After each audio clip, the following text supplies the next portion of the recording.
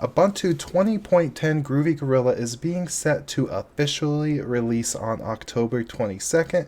So in this video, we're going to run through some of the important highlights in this update, as well as decide whether or not if you should update to 20.10.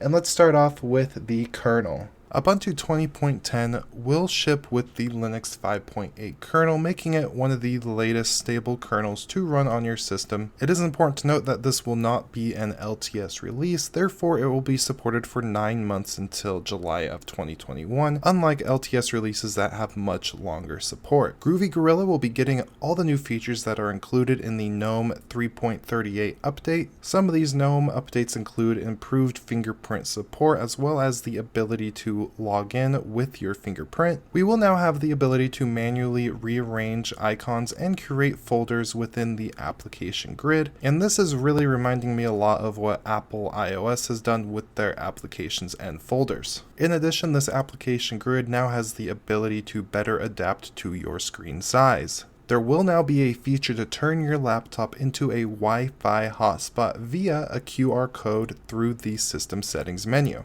And you can now set your battery life percentage to display up on the top bar. And in this drop-down menu here, you will have a visible option to restart your system. The Ubuntu team went ahead and fixed a blurry background issue that they've been having with higher resolution wallpapers. If you're running a Firefox version of 81 or later, laptop users will now be able to utilize the high precision touchpad scrolling, and it has been teased that there will soon be full support for the desktop version of Ubuntu for the 8GB Raspberry Pis. Now, this is nowhere near all the features and updates that are included in the new Ubuntu 20.10, so there will be links in the description to full release notes for both Ubuntu and GNOME.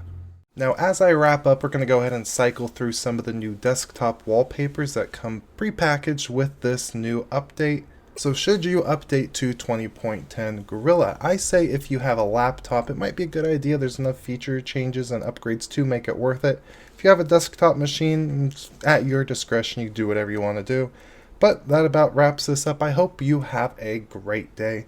Please comment, rate, and subscribe. Goodbye.